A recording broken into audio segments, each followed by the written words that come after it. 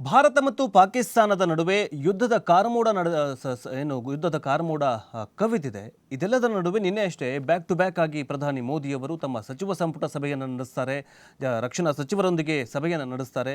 ಒಂದು 5-6 ಸಭೆಗಳನ್ನು ಮಾಡಿದ ಬಳಿಕ ಕೊನೆಯದಾಗಿ ಒಂದು ಪ್ರೆಸ್ ಮೀಟನ್ನು ಮಾಡ್ತಾರೆ. ಅಂದರೆ ಪ್ರೆಸ್ ಮೀಟ್ ಮಾಡ್ತಂದ್ರೆ ಅಶ್ವಿನಿ ವೈಷ್ಣವ್ ಅವರು ಪ್ರೆಸ್ ಮೀಟನ್ನು ಮಾಡ್ತಾರೆ. ಏನು ಯುದ್ಧ ಘೋಷಣೆಯಾಗತ್ತಾ? ಪ್ರಧಾನಿ ಮೋದಿಯವರಿಂದ ಸರ್ಜಿಕಲ್ ಸ್ಟ್ರೈಕ್ ಆಗತ್ತಾ ಅಥವಾ ಮತ್ತೊಂದು ಮಗದೊಂದು ಆಗತ್ತಾ? ಪಾಕಿಸ್ತಾನಕ್ಕೆ ಹೇಗೆ ಬುದ್ಧಿ ಕಲಿಸ್ತಾರೆ ಅನ್ನೋದಂತಹದ್ದು ಇಡೀ ದೇಶದ ಚಿತ್ತ ಸಚಿವ ಸಂಪುಟದತ್ತ ನೆಟ್ಟಿತ್ತು. ಆದರೆ ಇದೆಲ್ಲವನ್ನ ಮೀರಿ ಜಾತಿ ಗಣತಿಯನ್ನು ಮಾಡ್ತೀವಿ ಅಂತ ದೊಡ್ಡ ಸ್ಫೋಟಕ ಹೇಳಿಕೆಯನ್ನು ಕೊಡ್ತಾರೆ. ಯಾರು? ಕೇಂದ್ರ ಸರ್ಕಾರ ಕೊಡುತ್ತೆ. ಹಾಗಾದರೆ ಕೇಂದ್ರ ಸರ್ಕಾರ ಯಾವಾಗ ಈ ಜಾತಿ ಜನಗಣತಿಯನ್ನು ಮಾಡುತ್ತೆ, ಯಾವಾಗ ಈ ಜನಗಣತಿಯನ್ನು ಮಾಡುತ್ತೆ ಅನ್ನುವಂತಹ ಪ್ರಶ್ನೆ ಮೂಡುವುದು ಸಹಜ. ಅದಕ್ಕೆ ಸಂಬಂಧಿಸಿದಂತೆ ಜಾತಿ ಗಣತಿ ಯಾವಾಗ ಅನ್ನುವಂತಹ ನಿರ್ಧಾರ ಆಗಿಲ್ಲ. ಆದರೆ ಸೆಪ್ಟೆಂಬರ್ ತಿಂಗಳಲ್ಲಿ ಜಾತಿ ಗಣತಿ ಪಕ್ಕ ಆಗೋದಂತೂ ಫಿಕ್ಸ್ ಅಂತ ಹೇಳಿದ್ದಾರೆ. ಜಾತಿ ಗಣತಿ ಅಂತಂದರೆ ಅಂದರೆ ಪ್ರತಿ 10 ವರ್ಷಕ್ಕೊಮ್ಮೆ ಜಾತಿ ಗಣತಿ ಏನಂತಂದರೆ 1931ರಲ್ಲಿ ಆಗಿತ್ತು. ಅದಾದ ನಂತರ ಇದೇ ಮೊದಲ ಬಾರಿಗೆ, ಇನ್ನೇನಾದರೂ ಮೋದಿ ಸರ್ಕಾರ ಮಾಡಿದ್ದೇ ಆದಲ್ಲಿ ಇದೇ ಮೊದಲ ಬಾರಿಗೆ ಆಗತ್ತೆ. ಅಂದರೆ ಬಟ್ ಜನಗಣತಿ ಏನಂತಂದರೆ ಪ್ರತಿ 10 ವರ್ಷಕ್ಕೊಮ್ಮೆ ಆಗತ್ತೆ. ಅದಕ್ಕೆ ಸಂಬಂಧಿಸಿದಂತೆ 2011ರಲ್ಲಿ ಜನಗಣತಿ ಆಗಿತ್ತು. ಅದಾದ ನಂತರ 2020ರಲ್ಲಿ ಆಗಬೇಕಾಗಿತ್ತು ಜನಗಣತಿ. ಆದರೆ ಕೋವಿಡ್ನಿಂದಾಗಿ ಆಗಿರಲಿಲ್ಲ. ಸೊ ಅದಕ್ಕೋಸ್ಕರ ಸ್ವಲ್ಪ ಮುಂದೂಡಿಕೆ ಮಾಡಲಾಗಿತ್ತು. ಜನಗಣತಿ ಅಂದರೆ ಭಾರತ ದೇಶದಲ್ಲಿ ಪ್ರತಿಯೊಬ್ಬ ಜನರ ಗಣತಿಯನ್ನಾಗಿ ಮಾಡಲಾಗುತ್ತೆ. ಅಂಕಿಅಂಶಗಳು ಕರೆಕ್ಟಾಗಿ ಪರ್ಫೆಕ್ಟಾಗಿ ಸಿಗುತ್ತೆ.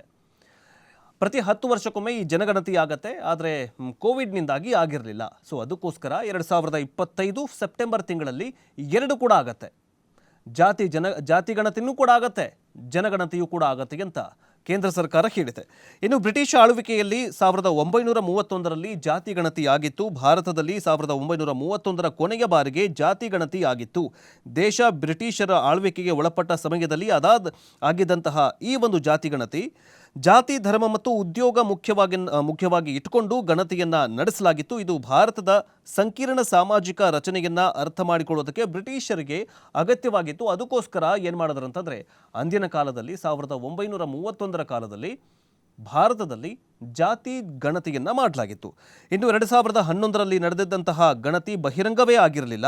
2011ರಲ್ಲಿ UPA ಸರ್ಕಾರ ಅಧಿಕಾರದಲ್ಲಿದ್ದಾಗ ಸಾಮಾಜಿಕ, ಆರ್ಥಿಕ ಮತ್ತು ಜಾತಿ ಸಮೀಕ್ಷೆ ನಡೆಸಲಾಗಿತ್ತು. ಇದು 1931ರ ಬಳಿಕ ನಡೆದಂತಹ ಮೊದಲ ಜಾತಿ ಗಣತಿ ಪ್ರಯತ್ನವಾಗಿತ್ತು. ಆದರೆ ಅದರ ವರದಿ ಬಿಡುಗಡೆನೇ ಆಗಿರಲಿಲ್ಲ. ನಂತರ ಬಿಹಾರ ಮತ್ತು ಕರ್ನಾಟಕ, ತೆಲಂಗಾಣ ಜಾತಿ ಗಣತಿ ನಡೆಸಿದ್ವು. 2011ರಲ್ಲಿ ಕಾಂಗ್ರೆಸ್ ಸರ್ಕಾರ, ಮನಮೋಹನ್ ಸಿಂಗ್ ಸರ್ಕಾರ ಇದ್ದಂತಹ ಸಂದರ್ಭದಲ್ಲಿ ಜಾತಿ ಗಣತಿ ಆಗಿತ್ತು. ಜಾತಿ ಗಣತಿ ಆದ ನಂತರ ಅದರ ವರದಿಯನ್ನು ಬಿಡುಗಡೆ ಮಾಡಬೇಕಲ್ಲ. UPA ಅಂದರೆ ಕಾಂಗ್ರೆಸ್ ಸರ್ಕಾರ ಆ ಒಂದು ರಿಪೋರ್ಟನ್ನು ಬಹಿರಂಗಪಡಿಸಲಿಲ್ಲ. ಅದಾದ ನಂತರ ಬಿಹಾರ, ತೆಲಂಗಾಣ ಮತ್ತು ಕರ್ನಾಟಕದಲ್ಲಿ 2015ರಲ್ಲಿ ಒಂದು ಜಾತಿ ಗಣತಿಯನ್ನು ನಡೆಸಲಾಗತ್ತೆ. ಆ ರಿಪೋರ್ಟು ಕೂಡ ಬಹಿರಂಗ ಮಾಡೋದಕ್ಕೆ ಹೈಕಮಾಂಡ್ ಬಿಡಲಿಲ್ಲ ಅಂತ ಅನಿಸುತ್ತೆ. ಈಗ 2025ರಲ್ಲಿ ಕರ್ನಾಟಕದಲ್ಲಿ, ಫಾರ್ ಎಕ್ಸಾಂಪಲ್ ನಾವು ಕರ್ನಾಟಕದ ತಗೊಳ್ಳೋಣ. ಕರ್ನಾಟಕದಲ್ಲಿ ಸಿದ್ದರಾಮಯ್ಯ ಸರ್ಕಾರ ಬಂದ ನಂತರ ಮೊದಲು ಗ್ಯಾರಂಟಿ ಯೋಜನೆಗಳನ್ನು ಬಿಡುಗಡೆ ಮಾಡ್ತಾರೆ. ಅಂದರೆ ಬಿಡುಗಡೆ ಮಾಡ್ತಾರೆ, ಜೊತೆಗೆ ಜಾತಿ ಗಣತಿಗೆ ಕೈ ಹಾಕ್ತಾರೆ. ಇನ್ನೇನು ಬಿಡುಗಡೆಯಾಗಬೇಕು ಅನ್ನುವಷ್ಟರಲ್ಲಿ ಕೇಂದ್ರ ಸರ್ಕಾರ ಕಾಂಗ್ರೆಸ್ ಸರ್ಕಾರಕ್ಕೆ ಅಂದರೆ ಕರ್ನಾಟಕ, ಬಿಹಾರ ಮತ್ತು ತೆಲಂಗಾಣಕ್ಕೆ ಮಾಸ್ಟರ್ ಸ್ಟ್ರೋಕ್ ಕೊಟ್ಟಿದೆ. ಇನ್ನು ಈಗಾಗಲೇ ಏನಂತಂದರೆ ಜಾತಿ ಗಣತಿಯ ಅಗತ್ಯತೆಗಳು ಏನು ಅಂತ ನೋಡ್ತಾ ಹೋಗೋದಾದರೆ, ಜಾತಿ ಗಣತಿಯ ಅಗತ್ಯತೆಗಳು 4 ಪ್ರಮಾಣದಲ್ಲಿದ್ದಾವೆ. ಅಂದರೆ ಸಾಮಾಜಿಕವಾಗಿ ಅಗತ್ಯತೆ ಇದೆ, ಕಾನೂನಾತ್ಮಕವಾಗಿ ಅಗತ್ಯ ಬೀಳುತ್ತೆ, ಜೊತೆಗೆ ಆಡಳಿತಾತ್ಮಕವಾಗಿ ಅಗತ್ಯ ಇದೆ ಮತ್ತು ನೈತಿಕವಾಗಿ ಅಗತ್ಯತೆ ಇದೆ. ಇನ್ನು ಜಾತಿ ಗಣತಿಯ ಯಾರ ಹೊಣೆಯಾಗಿರುತ್ತೆ ಅಂತ ನೋಡ್ತಾ ಹೋಗೋದಾದರೆ, ಭಾರತದಲ್ಲಿ ಕೇಂದ್ರ ಸರ್ಕಾರದ ವ್ಯಾಪ್ತಿಗೆ ಜಾತಿ ಗಣತಿ ಮತ್ತು ಜನಗಣತಿ ಬರುತ್ತೆ. ರಾಜ್ಯ, ಸ್ಥಳೀಯ ಸಂಸ್ಥೆಗಳು ಅಗತ್ಯ ಅಂಕಿಅಂಶಗಳನ್ನು ಸಂಗ್ರಹಿಸಬಹುದು. 2008ರ ಅಂಕಿಅಂಶ ಸಂಗ್ರಹಣಾ ಕಾಯ್ದೆ ಇಂತಹ ಅಧಿಕಾರವನ್ನು ಕೊಟ್ಟಿದೆ. ಈ ಕಾಯ್ದೆಯಂತೆಯೇ ಕರ್ನಾಟಕ, ತೆಲಂಗಾಣ, ಆಂಧ್ರಪ್ರದೇಶ, ಬಿಹಾರದಲ್ಲಿ ಜಾತಿ ಜನಗಣತಿಯನ್ನು ಮಾಡಲಾಯಿತು. ಜೊತೆಗೆ ಕೇಂದ್ರದ ಜಾತಿ ಗಣತಿ ಭಾಗವಾಗಿ ನಡೆಯುವಂತಹ ಜಾತಿ ಗಣತಿ ಹೆಚ್ಚು ವಿಶ್ವಾಸಾರ್ಹವಾಗಿದೆ ಅಂತ ಹೇಳಲಾಗುತ್ತೆ. ಇನ್ನು ದೇಶದಲ್ಲಿ 4 ಲಕ್ಷ ಜಾತಿಗಳಿದ್ದಾವೆ ಅಂತ ರಿಪೋರ್ಟ್ ಹೇಳುತ್ತೆ. ದೇಶದಲ್ಲಿ ಈಗಾಗಲೇ 4 ಲಕ್ಷ ಜಾತಿಗಳು ಇದ್ದು ಆರ್ಥಿಕ ಮತ್ತು ಸಾಮಾಜಿಕ ಸಮೀಕ್ಷೆಗಳಿಂದಲೇ ಬಹಿರಂಗವಾಗಿದೆ.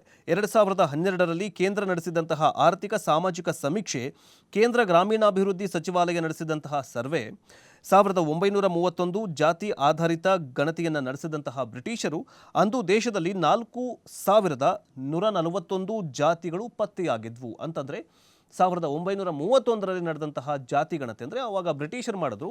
ಆ ಸಂದರ್ಭದಲ್ಲಿ 4147 ಜಾತಿಗಳು ಪತ್ತೆಯಾಗಿದ್ವು. ಅಂದರೆ ಜಾತಿಗಳು ಅಲ್ಲಿ ಮೆನ್ಷನ್ ಮಾಡಲಾಗಿತ್ತು ಅಂತ ರಿಪೋರ್ಟ್ ಹೇಳ್ತಾ ಇದೆ. ಆದರೆ ಈಗ 4,000 ಇದ್ದದ್ದು ಈಗ 4 ಲಕ್ಷ ಜಾತಿಗಳು ಆಗಿರುವಂತಹ ಸಾಧ್ಯತೆಗಳು ಇದೆ ಅಂತ ಹೇಳಲಾಗ್ತಾ ಇದೆ.